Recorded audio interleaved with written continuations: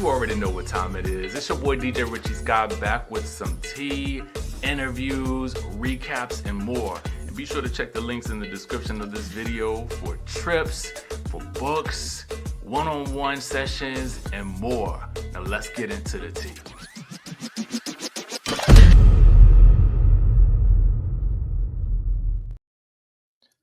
Y'all know what? After one of the best seasons of Basketball Wives in years, how is it that we are losing yet another cast member? I ain't gonna lie, y'all. I loved last season.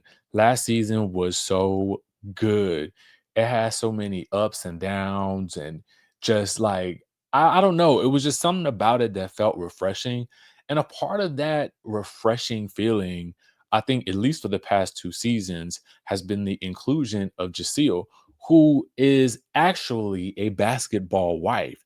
So for to lose her is just like a little mind blowing, especially after losing Brooke. But is it really that much of a surprise considering how close Brooke and Jaseel actually seemed to be? Okay. And Jaseel didn't necessarily seem to be all about the drama. So perhaps that's why she is refusing to stay. Who knows? Who knows if she quit? Who knows if she was let go? All I know is that we are losing some level of authenticity with this show, with the loss of Jaseel. So, how do we know about this loss? Shout out to our friends over at Reality Chat who actually happened to post it. It was one of the first things that I saw this morning. And I just felt like, man, that is a loss right there.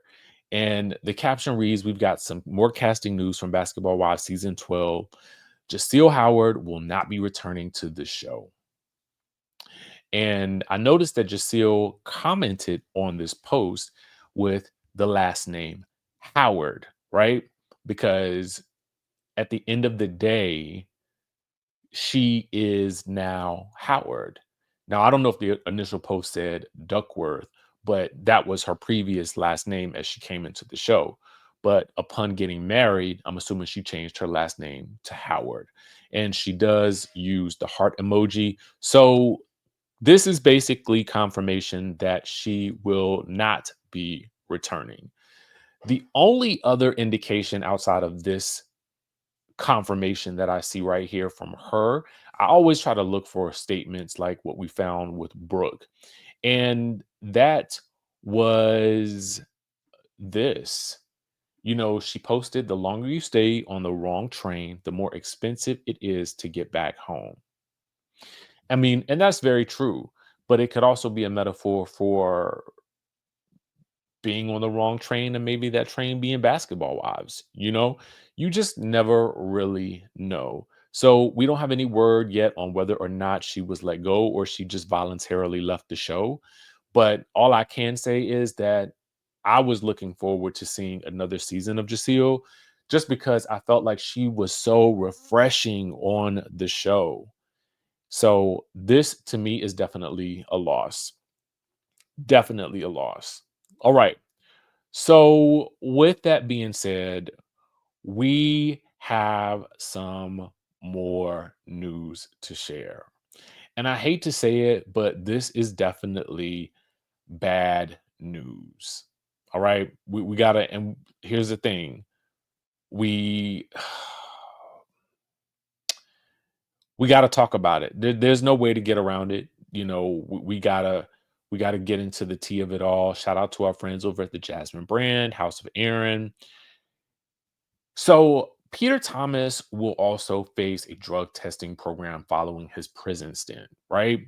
So he is facing some serious restrictions, according to the Jasmine brand, after his tax evasion sentence. Now, we know all about the sentencing, the millions of dollars, that were on the line. But now, according to the reports, he will serve 18 months in prison, followed by 2 years of strict supervised release. This includes mandatory testing, a ban on excessive alcohol consumption, and regular check ins with his probation officer. He also faces a hefty $2.5 million restitution bill to the IRS. He did admit in court to withholding over 1.7 million in employee taxes from his businesses, including Club One, Charlotte, Bar One Bar One between 2017 and 2023. He failed to pay the IRS these funds, resulting in his current sentence. And the post ends with "Good luck, Peter." Wow. Wow. 2 years. Um, to my legal eagles out there, do you think that he will end up serving the full sentence? A lot of times people, when they go into when they go to prison, they oftentimes don't face the full sentence. Like Jen Shaw's sentence has been released. I mean, he has been shortened several times now. And it's interesting. And I don't know if that's because of good behavior. I don't know what those cases may entail, right? In this situation, I think that the restitution is really going to be the key factor here. And my spidey senses tell me it'll be a little bit less than 2 years, but you never know because they could want to make an example out of him. But let me know what you guys think in the comment section down below. All right. So let's also get into some Married to Medicine tea. Okay.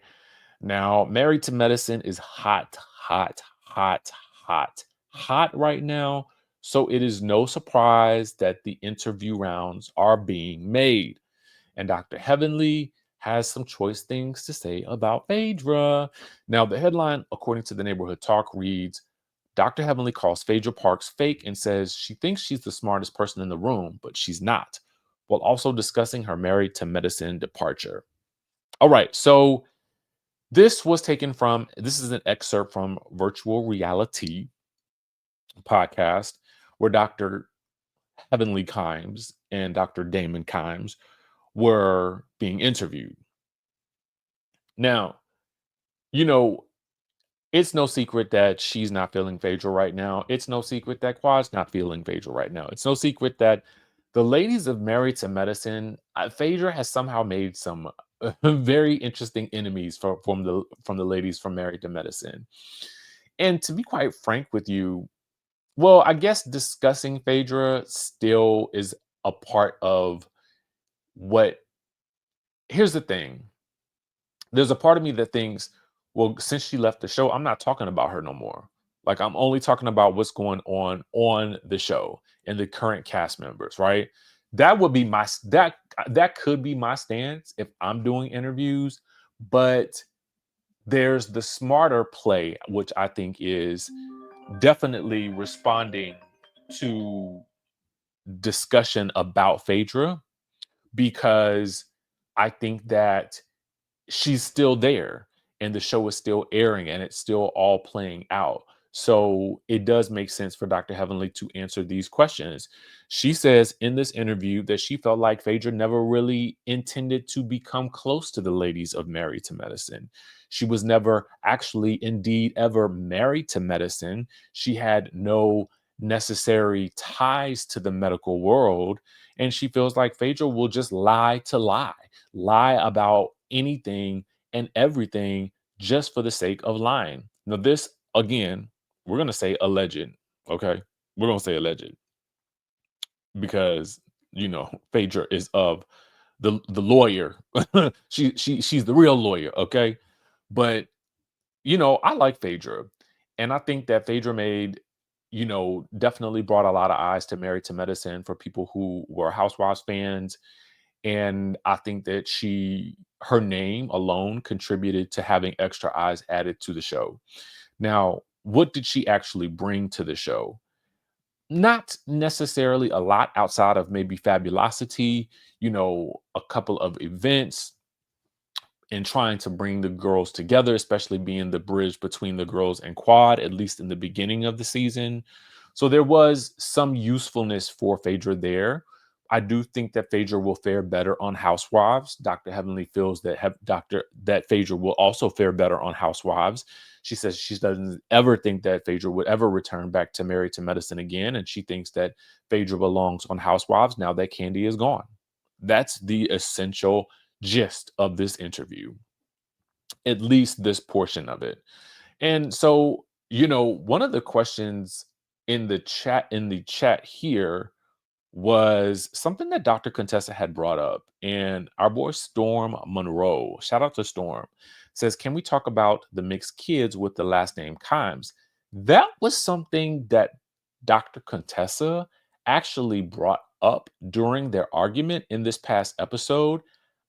I heard it, but I didn't really get into it too much during my recap because we had so much to cover. But um, I'm wondering when that will be addressed. Dr. Jackie says she didn't believe it. Quad said she hadn't believed it and she didn't know where Dr. Contessa had heard it from. But I can guarantee that that is going to circle back around during that reunion. And it will also be interesting to see what Dr. Damon will have to say, particularly to Dr. Scott about this. Because while I feel, and this is just my general sense, that Dr. Greg is a bit more relaxed in his approach to Dr. Damon, I don't know that Dr. Scott will be as relaxed in his approach to being approached by Dr. Damon. Because I think that Dr. Damon is not going to approach Dr. Contessa, but I think Dr. Damon would approach Scott. But I also feel like Scott might be a little bit more about it than Dr. Greg. And that's just my general sense. I don't know. What do you guys think? As always, we can count on Dr. Heavenly to give us some tea, to spill something. So I am sure she is going to comment on this at some point. But you guys let me know what you think in the comment section down below. And with that being said, that's the news and tea that we got for you guys today. Make sure you guys subscribe to the channel. Keep it locked. Of course, you guys know we have our trips coming up. We have Cape Town coming up in April. We have Zanzibar coming up in September. And we also have our Rich Life, where we can teach you how to get 80% up to 80% off of your hotels, resorts, movies, dinners, and also make money each and every single day. Okay. So you'll want to definitely tap into the Rich Life by really texting 202-918-3386 until at least the end of the month. And there's also quite a bit of incentive to do so before the end of the month. And I'll have to let you know that once you get in on the texting community. All right. With that being said, I will catch you all in the next video. Now that you've watched today's video, let's get into this group trip to Cape Town, South Africa. Yes, y'all, Skye Squad, we are hitting South Africa and we are hitting it hard. April 10th through the 17th of 2025. You can click the link in the description of this video to get more information and to reserve your spot. Now, we're going to keep this intimate because we have a lot to do. We are going to be looking at real estate. We're going to be learning about retirement and permanent visas, dual citizenship, buying and purchasing land. We are going to be looking at it all because we want options in South Africa, baby. And listen, Cape Town is one of my favorite cities. So of course, we're going to be doing some of my favorite things. We are going to be hitting the wineries. We are going on a safari. We're going to Table Mountain. We're going to some of my favorite restaurants. And let me tell you, one of them is Gold Star, baby. If you know, you know. We're going to be meeting with some expats who have relocated from the United States to Cape Town as well. This is going to be a luxury experience, okay? So we're talking doing the absolute most. So if you've ever wanted to go to Cape Town, South Africa, but maybe you didn't have the group to go with, maybe you just didn't have the right people that wanted to go and experience it with you, this is an opportunity for you to come with us. Now, I only have about 10 to 12 spots available. Yes, because again, I'm trying to keep this thing intimate, and I know that what type of experience I want it to be. So get in while you can, y'all. Trust me, in 2025, we are going to be needing all the options that we can get. And I am going to do my utmost to bring us the most that we can possibly get in and out of the country. So come with me to South Africa. The group trip is going to be lit April 10th through the 17th. Go ahead and click the link in this description of this video so that you can reserve your spot today. Cape Town, South Africa awaits.